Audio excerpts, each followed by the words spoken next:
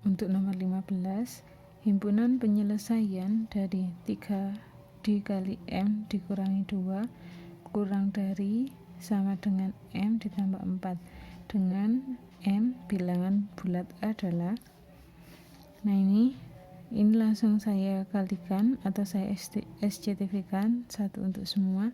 Jadi 3 dikali M sama dengan 3M, 3 dikali negatif 2 sama dengan negatif 6, kurang dari sama dengan M ditambah 4. Kemudian M nya ini saya gabungkan, saya jadikan satu dengan yang sama-sama punya variabel M. Karena di sini positif, pindah ruas jadi negatif, kurang dari sama dengan 4, negatif 6 pindah ruas jadi positif 6. 3M dikurangi M sama dengan 2M, kurang dari sama dengan 4 tambah 6 sama dengan 10. M kurang dari sama dengan 10 per 2. M kurang dari sama dengan 5. Nah maka dengan M bilangan bulat adalah, nah ini M nya kurang dari sama dengan 5. Nah kalau ada kurang dari, ada sama dengannya, berarti 5 nya ini nanti ikut. Bilangan bulat dimulai dari berapa? Bisa dimulai dari negatif ya, berapapun angka yang negatif sampai batasnya kurang dari sama dengan 5. Nah di sini pilihannya yang D, berarti negatif, maksudnya titik-titik ini bisa berapapun ya sebelum angka negatif 2, kemudian negatif 1, 0, 1, 2, 3, 4, 5. Nah ini ya, karena batasannya kurang dari sama dengan 5, maka di sini sampai nomor 5, maka jawabannya yang D. Untuk yang nomor 16, Ariel membeli 3 buku dan 2 pensil yang sama seharga 15.500. Nah ini bukunya saya misalkan B, sedangkan pensilnya saya misalkan P. Kemudian harganya ini 15.500. Vina membeli 4 buku dan 3 pensil dengan harga 21.500. Jika Doni membeli 2 buku dan 1 pensil yang sama, maka jumlah uang yang harus dibayar Doni adalah. Nah sebelum kita menentukan uang yang harus dibayar Doni, kita cari dulu berapa harga satu buku dan harga 1 pensil. Caranya gimana? Ini saya pakai metode eliminasi ya, atau metodenya dihilangkan. Nah ini saya mau menghilangkan yang B atau variabel B nya. Nah biar ini nanti 0, maka 3 sama 4 nya ini saya jadikan 12. 3 dikali 4 hasilnya nanti 12, 4 kali 3 ini hasilnya nanti juga 12. Nah ini saya tulis di bawahnya, 3B dikali 4 sama dengan 12B, ditambah 2B dikali 4 sama dengan 8B, sama dengan 15.500 dikali 4 sama dengan 62.000. Kemudian 4B dikali 3 sama dengan 12B, ditambah 3B dikali 3 sama dengan 9B, sama dengan 21.500 dikali 3 sama dengan 64.500. Nah baru kita kurangi. 12B dikurangi 12B sama dengan 0. 8B dikurangi 9B sama dengan negatif 1B, atau boleh ditulis B saja. 62.000 dikurangi 64.500 sama dengan 2.500, negatif ya, negatif 2.500. Untuk mencari B saja, nah ini sama-sama kita kalikan negatif ya, biar hasilnya nanti positif semua, atau dikalikan 1 negatif, negatif kali negatif 1 positif ya, negatif 2.500 dikali negatif 1 sama dengan 2.500. Maka harga pensil itu adalah 2.500. Kemudian untuk mencari harga bukunya, ini boleh kita ambil salah satu, boleh yang persamaan pertama atau boleh yang persamaan kedua. Nah, saya ambil yang persamaan pertama ya. 3B ditambah 2B sama dengan 15.500. Karena saya pakai cara substitusi atau memasukkan, maka harga atau nilai P-nya ini saya masukkan menjadi atau saya ganti menjadi 2.500. 3B ditambah 2 dikali 2.500 sama dengan 15.500. 3B ditambah 2 kali 2.500 sama dengan 5.000 sama dengan 15.500. 3B sama dengan 5.500 dikurangi 5.000. 3B sama dengan 10.500.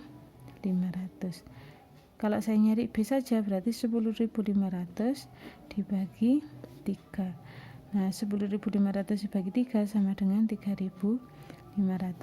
Jadi harga bukunya atau harga satu buku itu adalah 3.500. Nah, kita kembali lagi ke Doni. Nah, jumlah uang yang harus dibayar Doni adalah, kalau Doni membeli 2 buku dan 1 pensil atau boleh tulis B saja. Nah, ini langsung kita masukkan harga buku dan harga pensil. 2 dikali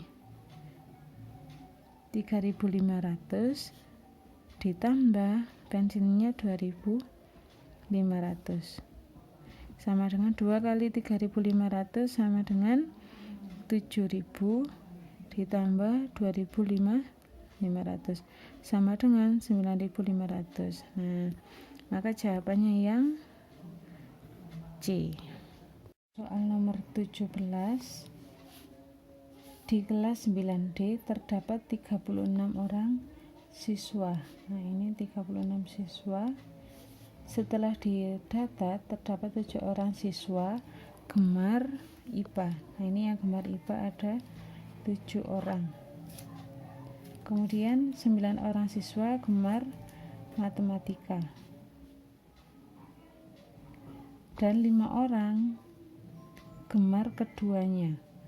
Nah, ini yang gemar IPA sama MTK atau matematika itu adalah 5 orang. Banyaknya siswa yang tidak gemar keduanya adalah, nah berarti sisanya yang gemar tadi ya. Caranya gimana? Nah, caranya kita pakai diagram Venn ya. Kita pakai diagram Venn. Kalau masih ingat bentuk dari diagram Venn, nah misalkan ini persegi panjangnya sudah sesuai ya sama lingkarannya, sudah seperti lingkaran asli misalkan ya. Nah, ini yang kolom IPA, ini yang kolom matematika. Nah, yang menyukai keduanya itu adalah 5 orang. Nah, sekarang yang hanya menyukai yang di IPA ini saja berapa orang? Nah, caranya 7 dikurangi 5 sama dengan 2. Kemudian yang di matematika sini 9 dikurangi 5 sama dengan 4. Nah, kemudian sedangkan di sini ada 36 siswa. Sisanya yang tidak suka berapa orang? Nah, ini kita tinggal dijumlahkan saja. 2 ditambah 5 sama dengan 7. 7 ditambah 4 sama dengan 11. Ini yang gemar IPA ditambah gemar MTK sama gemar keduanya ya. Nah, 2 ditambah MTK-nya tadi 4, yang gemar keduanya 5 sama dengan 11. Nah, yang tidak gemar berarti 36 siswa tadi kita kurangi dengan siswa yang gemar semuanya itu tadi. Sama dengan berapa? 36 dikurangi 11 sama dengan 25. Berarti yang tidak menyukai atau yang tidak gemar keduanya adalah 25 siswa. Jadi jawabannya yang D. Untuk yang nomor 18, diketahui himpunan S adalah himpunan bilangan asli kurang dari 11. Nah, himpunan bilangan asli itu dimulai dari angka 1, 2, 3, 4, 5, 6, 7, 8, 9, 10. Karena ini kurang dari 11, maka sampai angka 10. Sedangkan himpunan B itu adalah 1, 2, 3, 6, 9. Sedangkan yang Q, nah ini 1, 3, 5, 7, 9. Nah ini masih ada hubungannya dengan diagram Venn ya. Nah itu kita disuruh menentukan P gabungan Q komplement. Berarti yang bukan gabungan dari P dan Q. Nah kita gambar dulu.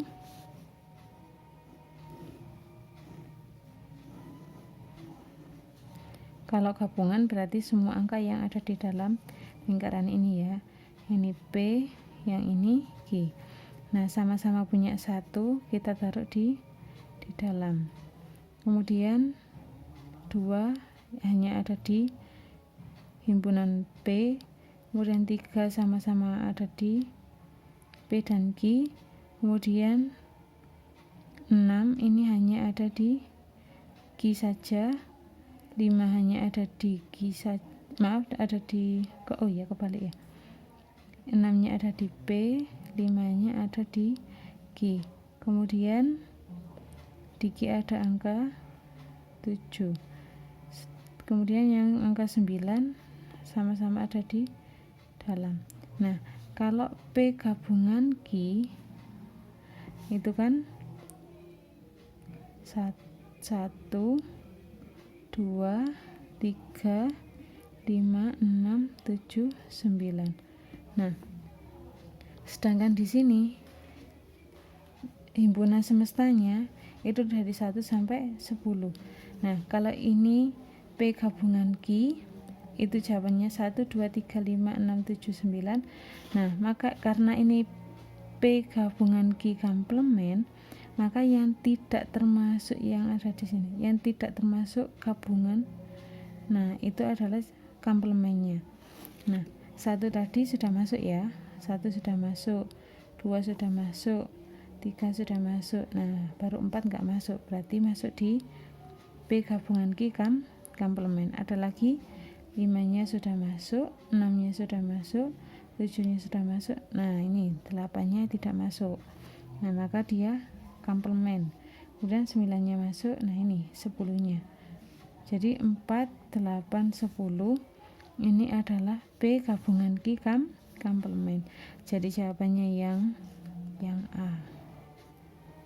Ini untuk yang nomor 19. Perhatikan diagram panah berikut. Nah, di sini ada anggota himpunan P dan ada anggota himpunan Q.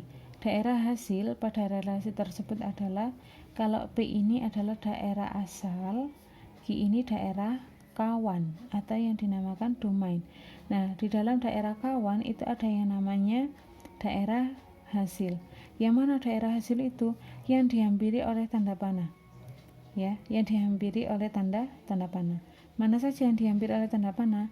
Angka 5 dan angka 7. Jadi jawabannya yang A. Ya. Kemudian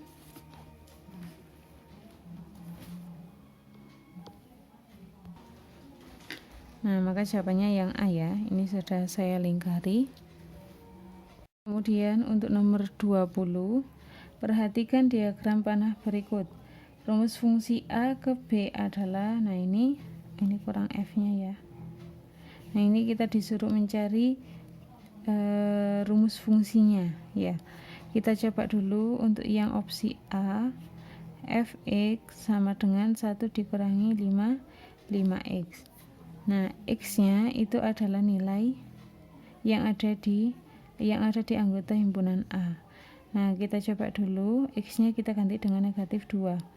1 dikurangi 5 dikali negatif 2. 1 dikurangi 5 dikali negatif 2 sama dengan negatif 10. Negatif kali negatif sama dengan positif 10. Hasilnya sama dengan 11. Apakah benar? Ya, benar. Kalau benar, kita coba lagi. fx nya kita ganti dengan angka 0. Apakah nanti hasilnya 5? Nah, x nya kita ganti dengan 0. 1 dikurangi 5 dikali 0. 1 dikurangi 5 kali 0 sama dengan 0. Nah, jadi jawabannya 1 kurangi 0 sama dengan 1. Apakah memenuhi? Jawabannya 1. Tidak, berarti opsi A ini salah. Kemudian yang B, fx sama dengan 3 dikurangi 4x. X nya kita ganti dengan negatif 2 sama dengan 3 dikurangi 4. X nya kita ganti dengan negatif 2. 3 negatif 4 dikali negatif 2 sama dengan positif 8. 3 tambah 8 sama dengan 11. Nah, ini masih memenuhi. Kita coba lagi, 0 nya kita masukkan. F0 sama dengan 3 dikurangi 4 kali 0. 3 dikurangi 4 kali 0 sama dengan 0. Nah, 3 dikurangi 0 sama dengan 3. Apakah opsi B memenuhi? Apakah 0 ketika x nya 0 hasilnya 3? Nah, berarti ini tidak memenuhi. Kemudian untuk opsi yang B, opsi yang C ya, fx sama dengan 5 dikurangi 2x. X nya kita ubah menjadi negatif 2. 5 dikurangi 2 dikali negatif 2 sama dengan 5. Negatif 2 kali negatif 2 sama dengan 4. 5 tambah 4 sama dengan 9. Apakah negatif x nya negatif 2 hasilnya 9? Tidak, berarti yang C tidak memenuhi. Kemudian, nah, karena yang A, B, C tidak memenuhi, kemungkinan besar jawabannya yang D. Tapi kita cari dulu, kita kerjakan dulu. Fx sama dengan 5 dikurangi 3x. X nya saya ganti dengan negatif 2. 5 dikurangi 3 kali negatif 2 sama dengan 5 dikurangi negatif 3 dikali negatif 2 sama dengan positif 6. 5 tambah 6 sama dengan 11. Nah, x nya negatif 2 hasilnya 11. Nah, ini memenuhi. Kemudian kalau x nya saya ganti dengan 0, apakah nanti hasilnya sama dengan 5? 5 dikurangi 3 dikali 0 sama dengan 5 dikurangi 3 kali 0 sama dengan 0. 5 kurangi 0 sama dengan 5. Nah, ternyata yang D ini memenuhi. Ya, ketika x nya negatif 2 hasilnya 11. Ketika x nya 0, apakah hasilnya 5? Ternyata sama. Berarti opsi D ini benar. Untuk yang nomor 21, perhatikan persamaan garis berikut. Nah, ini sudah ada opsi I1 sampai I4. Pasangan garis yang saling tegak lurus adalah nomor. Nah, ini ada hubungannya dengan gradien.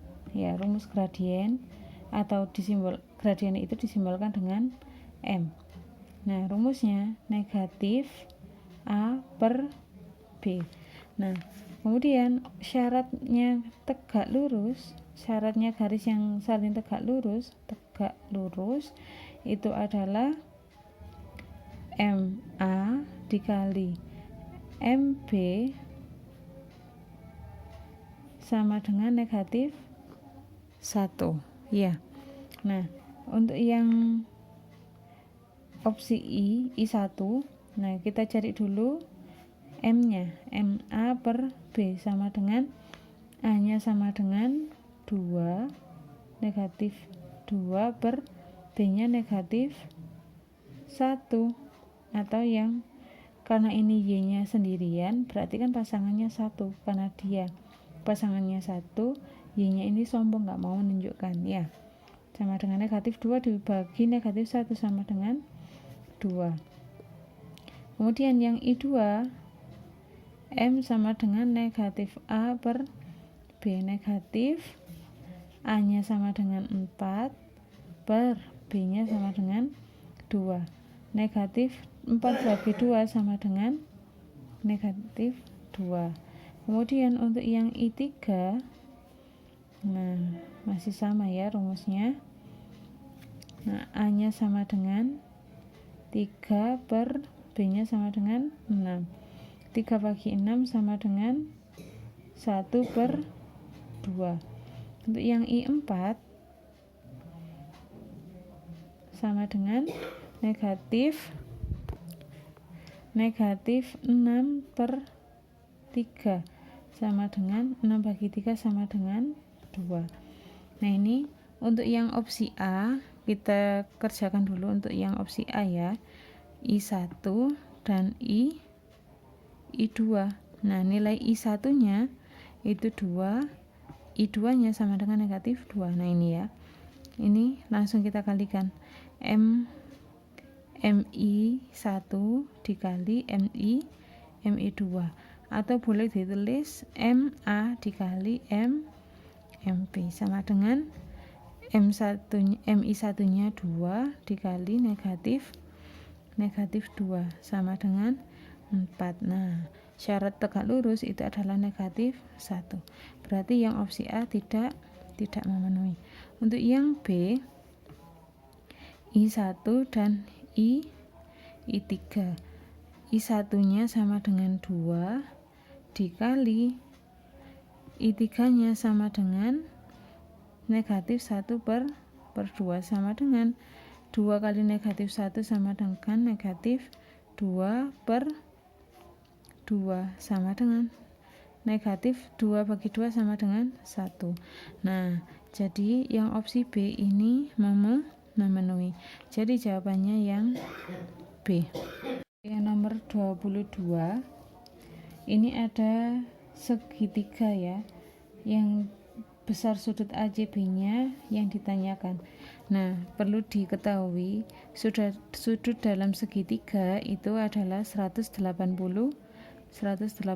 derajat ya, karena sudut ACB yang diketahui, berarti nanti sudut C nya ini yang kita cari. Caranya gimana? 180 derajat ini dari sudut dalam segitiga ya. Nah, sudut A nya dulu kita tulis 5x ditambah 12 ditambah sudut B nya 2x ditambah 2 ditambah sudut C nya 3x dikurangi 14. 180 derajat sama dengan yang punya variabel x kita jadikan 1 ya, 5x ditambah 2x ditambah 3x, jangan lupa derajatnya ditambah. Nah, ini yang enggak punya variabel kita sendirikan juga, 12 ditambah 2 ditambah negatif 14, atau boleh langsung 14 ya, boleh langsung negatif 14 ya, boleh langsung seperti ini. Kemudian 180 derajat sama dengan 5x ditambah 2x sama dengan 7x, 7x ditambah 3x sama dengan 10x derajat ditambah, nah 12 ditambah 2 sama dengan 14, 14 dikurangi 14 sama dengan 0 ya, atau boleh 180 derajat sama dengan 10x derajat enggak ada ditambah ya karena 0.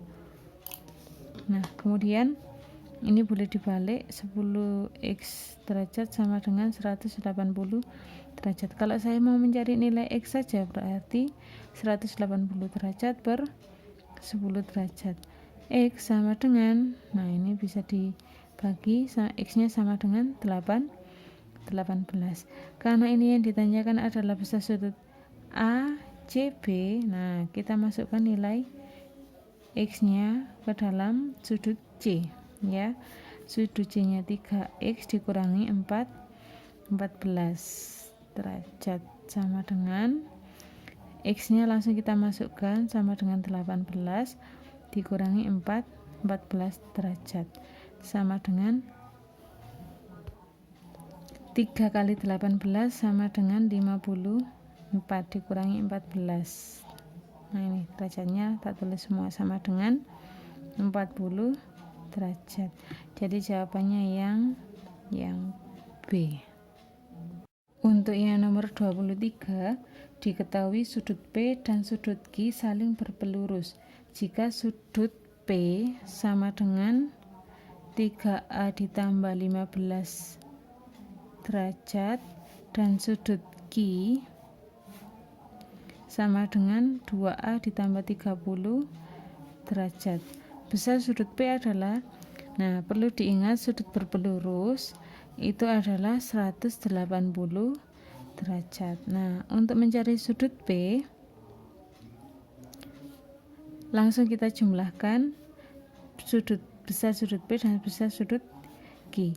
3A ditambah 15 ditambah 2A ditambah 30 derajat. 180 derajat sama dengan, nah yang punya variabel kita gabungkan dengan yang punya variabel. Yang nggak punya variabel atau konstanta kita gabungkan dengan konstanta. Nah, 180 derajat sama dengan 3A ditambah 2A sama dengan 5A, 15 tambah 30 sama dengan 45. Nah ini, oh ya derajatnya lupa ya, maaf.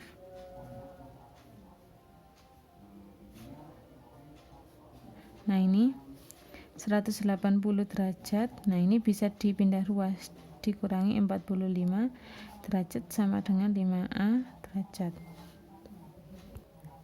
180 derajat dikurangi 45 sama dengan 135 derajat sama dengan 5A derajat. Kalau saya nyari A saja berarti 135 derajat per 5 derajat.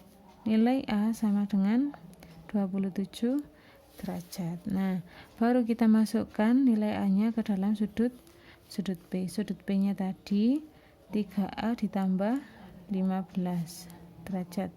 Nah, ini sama dengan A-nya kita masukkan 27 ditambah 15 derajat sama dengan 3 kali 27 sama dengan 81 derajat ditambah 15 derajat sama dengan 81 ditambah 15 derajat sama dengan 96 derajat. Jadi jawabannya yang C. Untuk yang nomor 24, luas kertas karton minimum yang diperlukan untuk membentuk huruf F seperti pada gambar tersebut adalah, nah ini maaf kalau gambarnya kurang bagus. Nah ini untuk membutuhkan kertasnya ini bisa kita bagi menjadi tiga bagian. Nah ini kita tarik garis saja di sini. Saya tarik garis putus-putus. Misalnya ini bagian 1, ini bagian 2, ini bagian 3. Untuk yang bagian 1, masih ingat luas dari persegi panjang. Luas persegi panjang itu adalah panjang dikali lebar. Nah, untuk yang bangun pertama, panjangnya adalah 25 cm dikali lebarnya 3 cm. 25 kali 3 sama dengan 75 cm.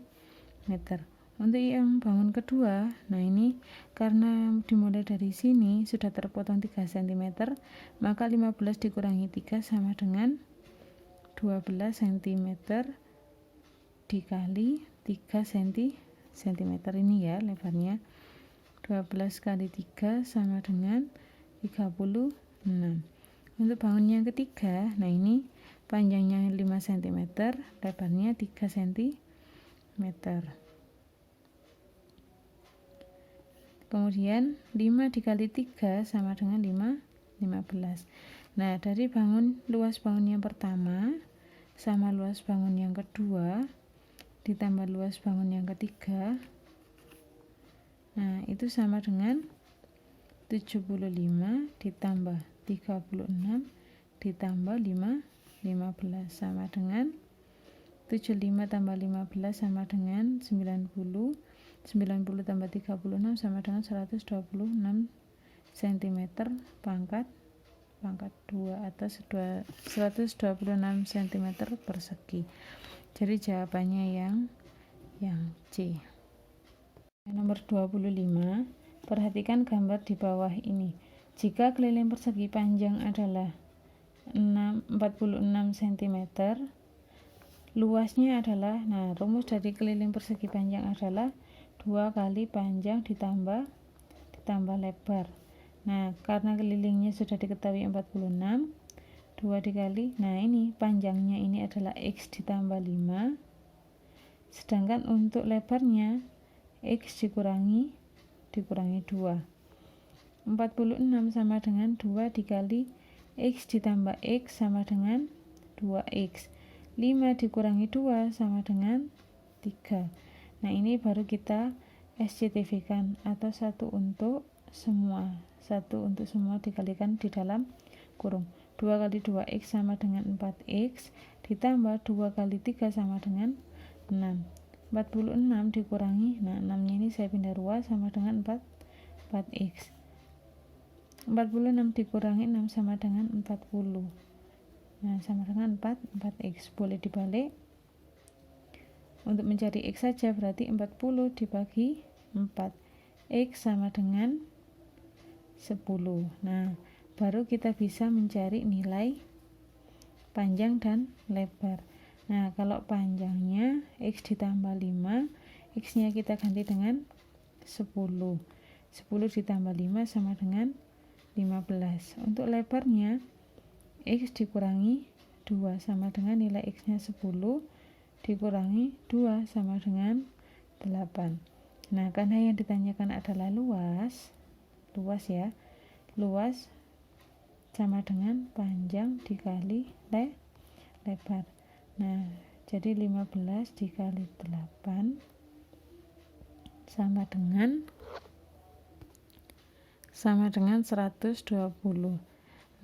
Jadi luas dari persegi panjang tersebut adalah 120 cm persegi. Jadi jawabannya yang B ya.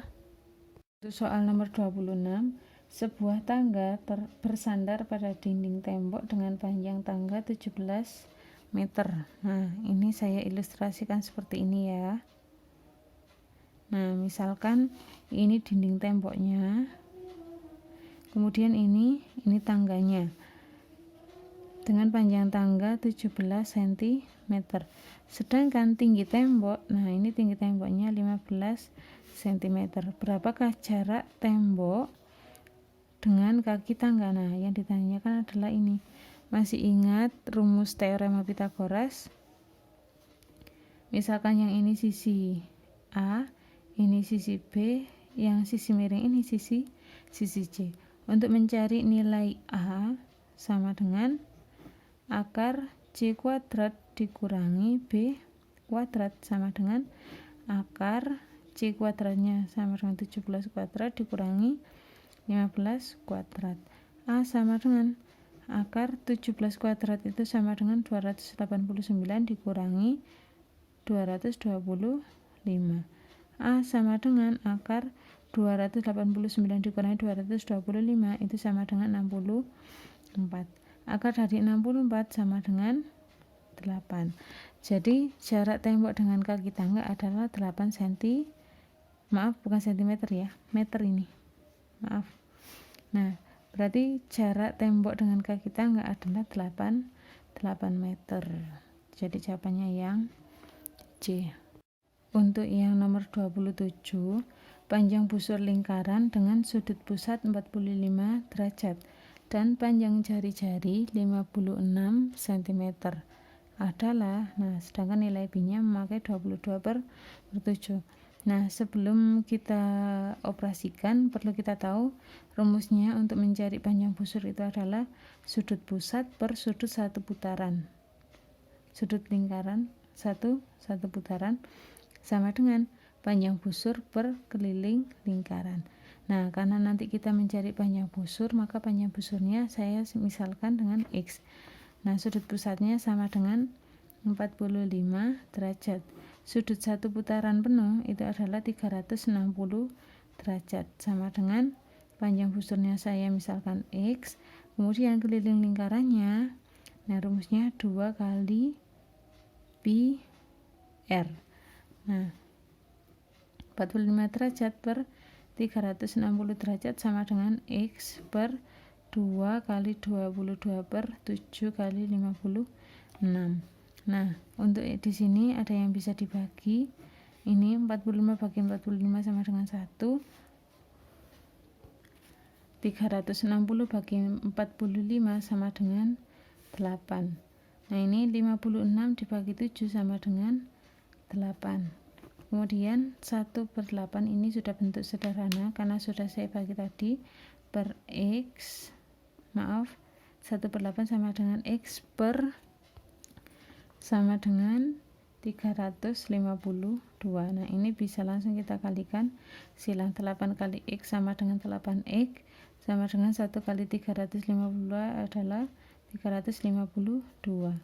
Untuk mencari nilai X saja berarti 352 atau 352 per 8. Nilai X sama dengan 44. Nah, maka jawabannya yang D. Untuk nomor 28, perhatikan gambar lingkaran dengan pusat O. Nah, ini ya, ada di titik pusat yang disajikan di samping. Jika besar sudut AOB adalah 80 derajat, besar sudut ACB adalah, nah, perlu diketahui AOB ini adalah sudut pusat ya, sudut pusat. Kemudian untuk mencari sudut ACB atau yang dinamakan sudut keliling itu gimana? Perlu diketahui sudut keliling itu adalah setengahnya dari sudut pusat. Nah, kalau sudut pusatnya itu adalah 80 derajat, maka sudut kelilingnya adalah, nah ini sudut keliling